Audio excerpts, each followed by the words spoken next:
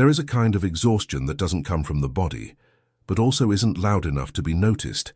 It hides behind routine, fulfilled commitments, ordinary conversations, and it grows silently inside people who keep functioning. Billy Graham spoke about this inner weariness with rare clarity, observing how many people keep moving forward without realizing the weight they carry inside. This video is part of Billy Graham Reflections and does not offer quick answers, only a calm space to look more closely at this emotional fatigue that so many feel, but almost no one can name. This emotional exhaustion doesn't arrive suddenly. It doesn't interrupt life, raise alarms, or force anyone to stop. On the contrary, it allows everything to keep running almost normally. A person wakes up, meets schedules, answers messages, works, talks, laughs when necessary. On the outside, nothing seems out of place. On the inside, something begins to lose sharpness. It's a kind of weariness that doesn't look like clear sadness or obvious anguish. Often, it isn't even identified as exhaustion. It's more a diffuse sense of always being slightly behind oneself, as if life were being lived on autopilot, without enough pause to notice one's own inner state. Many people feel this without realizing it, because they learn to associate exhaustion only with the body. If there's no physical pain, if sleep comes, if the routine is fulfilled, then everything seems fine, but emotional exhaustion doesn't ask for immediate rest. It asks for attention, and attention is exactly what's missing when life is too full. This conflict is silent because it doesn't produce visible symptoms. It doesn't drastically change behavior, doesn't necessarily push people away, doesn't stop things from functioning. It simply reduces the capacity to feel present. Things keep happening, but they're experienced with less depth, less involvement, less clarity. There are people who live with this state for years without ever putting a name to it. They just feel that something is always slightly out of place. An irritation that appears without a clear reason. A tiredness at the end of the day that can't be explained by the tasks performed. A difficulty feeling enthusiasm, even for things that once mattered. This conflict also doesn't draw external attention because it doesn't break the image of normality. On the contrary, it often hides precisely in responsible, committed, functional people. People who do what needs to be done, who don't complain, who keep going. Inner silence disguises itself as maturity, strength, resilience, and perhaps that's why it's so common, because living this way is socially acceptable. It's even admired. Few notice that in this process, something internal is being postponed, not out of negligence but out of lack of space. Life demands quick responses, constant decisions, continuous adaptation, and it almost never asks how all of this is being lived on the inside. This is the central conflict, continuing to live without realizing that one's emotional presence has been gradually reduced. There is no clear moment of rupture, no specific day when everything changes. There is only a gradual adaptation to a state of weariness that becomes normal. Many people feel this right now, but because it doesn't hurt in an obvious way, because it doesn't stop things from working, because it doesn't have an easy name, it keeps being ignored. Not by conscious choice, simply because no one taught how to recognize this kind of exhaustion while it is still silent. Billy Graham observed this kind of weariness with uncommon attention. For him, the most dangerous exhaustion wasn't the kind that shows up in visible collapses, but the one that settles quietly, almost politely, into daily routine. A fatigue that doesn't shout, doesn't interrupt, doesn't demand immediate rescue. It simply remains. He spoke about the importance of inner awareness in a world that encourages constant motion, not as a heavy religious message, but as a human observation. When external life takes up all the space, inner life tends to be muffled. It doesn't disappear, but it stops being heard. Billy Graham saw inner silence as a thermometer. When a person can no longer remain with themselves for a few minutes without feeling discomfort, distraction, or restlessness, something important is being avoided. Not out of weakness, but out of habit. The mind becomes accustomed to constant noise because silence begins to reveal what has been left behind. He did not describe this process as a moral error or a personal failure. On the contrary, he saw it as a natural consequence of always living outwardly focused. Attention fragments, decisions pile up, demands increase, and little by little, inner listening loses priority. Billy Graham believed that many people confuse peace with the absence of external problems. But in practice, someone can have an organized, functional, even admirable life and still carry a deep exhaustion that finds no rest. This weariness does not come from an excess of difficulties, but from a lack of connection with what is happening inside. For him, the greatest risk was not explicit suffering, but emotional numbness. When a person no longer notices what they feel, when they respond automatically to their own emotions, when they keep going without asking how they truly are. This state does not cause immediate pain, but it weakens the perception of one's own life. Billy Graham also warned about the illusion of constant productivity. Doing more does not mean being more present. Often it is precisely the opposite. A mind that is too busy creates a silent distance between the person and their own experience. The day ends, the week passes, and the feeling is that something was done but little was truly felt. What makes this perspective so relevant is its care with rhythm. He did not propose abrupt interruptions or dramatic changes. He observed first and foremost, listening, noticing, recognizing. For Billy Graham, inner awareness was not a spiritual luxury, but a basic human necessity that had been neglected. This way of looking builds trust because it does not accuse, does not pressure, does not offer formulas. It simply invites a kind of attention that almost no longer exists, a space where exhaustion can be recognized before it turns into something deeper. It is from this understanding that the reflection deepens. Because when this silence is not listened to, it does not disappear. It simply finds other ways to manifest itself in everyday life. In modern life, this emotional exhaustion finds fertile ground to hide. Days begin early, end late, and almost always seem too full for any real pause. There are commitments, deadlines, messages, small and large decisions that pile up without rest. The routine organizes itself, but the inner life becomes compressed between tasks. Work occupies a central part of this process, not only because of the effort it requires, but because of the constant attention it demands. Even outside working hours, the mind remains engaged. Thoughts about what was left unfinished, about what needs to be done tomorrow, about what could have been different. The body is at home, but attention is still elsewhere. Billy Graham observed that living this way creates a sense of continuity without presence. Days go by, but they all seem very similar. The week ends with the impression that something was accomplished, but little was truly lived. There is no clear suffering, only a gradual emptying of experience. Modern distractions reinforce this state. There is always something to fill any empty space. A screen, a sound, a notification. Silence has almost disappeared from daily life.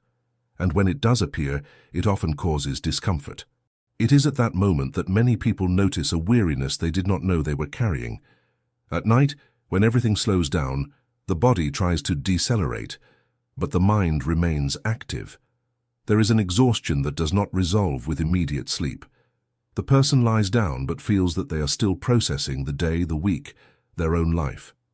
It is not insomnia in the classic sense. It is an accumulation of excessive inner stimulation. Billy Graham applied his perspective precisely at this point. He saw that the problem was not the number of tasks, but the absence of spaces for inner listening. When everything is filled, there is no room left to notice how one is actually living. And without this awareness, emotional exhaustion becomes part of the background of life, almost imperceptible. In many cases, this weariness disguises itself as normality. A person learns to function while tired, learns to respond even without desire, learns to keep going without enthusiasm, and little by little begins to believe that this is simply part of being an adult, responsible, committed. But there are moments when this disguise fails. Small signs appear: a disproportionate irritation, a discouragement without a clear cause, a difficulty in feeling genuine joy. None of this seems serious enough to stop everything. So life goes on. Billy Graham would call this a life lived too much outwardly, an existence full of movement, but with little inner contact, not as criticism but as observation. The modern world rewards those who stay busy. Very little space is given to those who need to slow down in order to listen to themselves. And perhaps you recognize this in simple gestures. doing things automatically, responding without thinking, reaching the end of the day without clearly remembering how it was lived. It's not that nothing happened. It's that almost everything passed without being truly felt. This is the modern form of emotional exhaustion. It doesn't paralyze, it accompanies. It doesn't shout, it adapts. And precisely because of that, it becomes difficult to notice when it begins to demand a deeper price. It is at this point that reflection needs to slow down even more, because there is a kind of silence that only appears when everything finally stops. And it is there that this exhaustion usually reveals itself more clearly. There is a moment in the day when almost everything falls quiet. Messages slow down. Commitments cease. The house grows silent. It is in this interval that emotional exhaustion tends to appear with greater clarity, not as a clear thought, more as a sensation, a light, constant weight, difficult to explain. The person is alone, but not exactly at rest. The body stops, but something inside keeps moving. Late nights reveal this more strongly. When there are no more distractions, when no one demands answers, when there is nothing left to accomplish, silence stops being merely the absence of sound and becomes a mirror. And it is not always comfortable to look.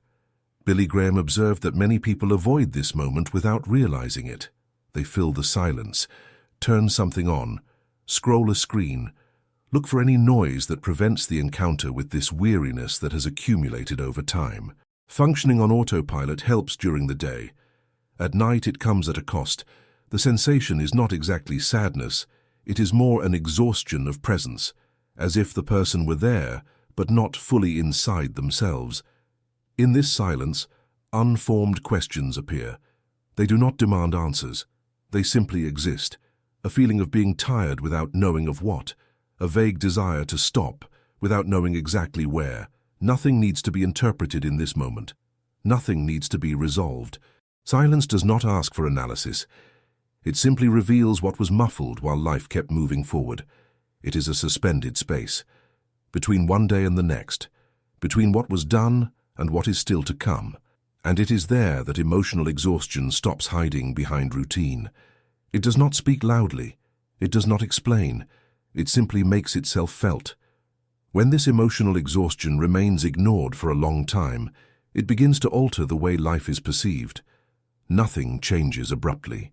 Things keep happening. Responsibilities continue. But the inner experience becomes more opaque, as if a thin layer were placed between the person and what they live. Over time, a weariness emerges that is not limited to mood or energy. It affects the way small things are felt. Simple moments lose intensity. Conversations become more mechanical. Enthusiasm does not disappear completely, but it requires more effort to arise.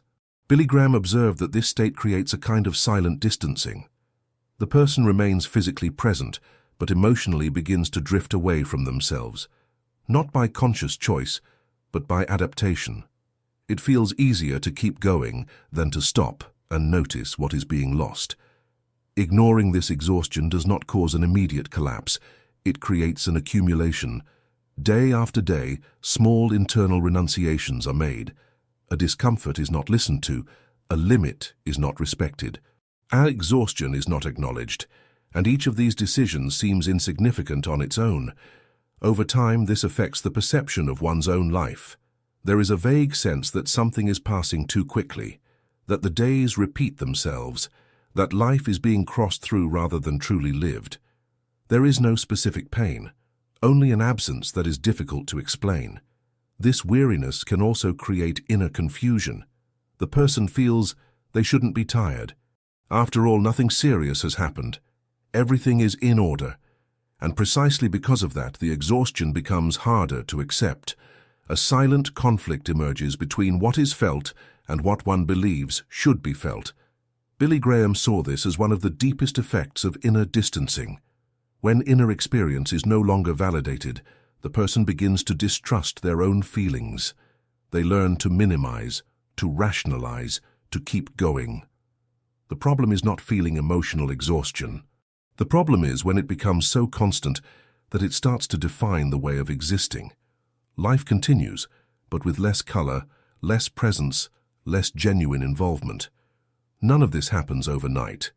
It is a slow, almost imperceptible process, and precisely for that reason it is so common. Many only recognize this weariness after it has already changed the way they relate to time, to other people, to themselves. This deeper reflection does not demand an immediate solution. It simply reveals the internal cost of living constantly beyond one's own inner listening. A cost that does not appear in reports, schedules, or results, but that weighs silently on the experience of being alive. Perhaps emotional exhaustion is not something to be eliminated quickly, but something to be recognized with greater honesty. It does not arise to punish or to interrupt life. It appears as a quiet signal that something inside has gone too long without space. Billy Graham never treated this weariness as weakness. For him, it was a human reflection of living in constant motion, often distant from one's own inner awareness.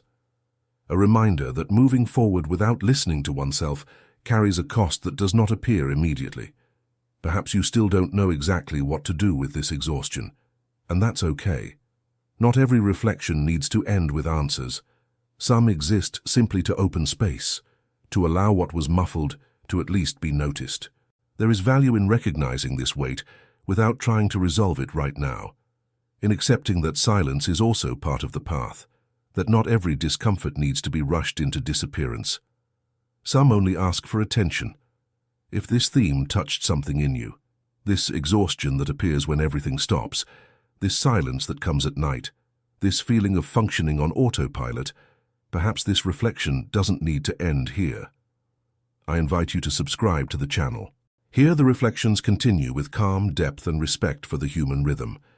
This channel is dedicated to exploring themes such as inner exhaustion, silence, awareness, and emotional life, always grounded in the observations and ideas of Billy Graham, without hurry, without sermons, without ready-made formulas.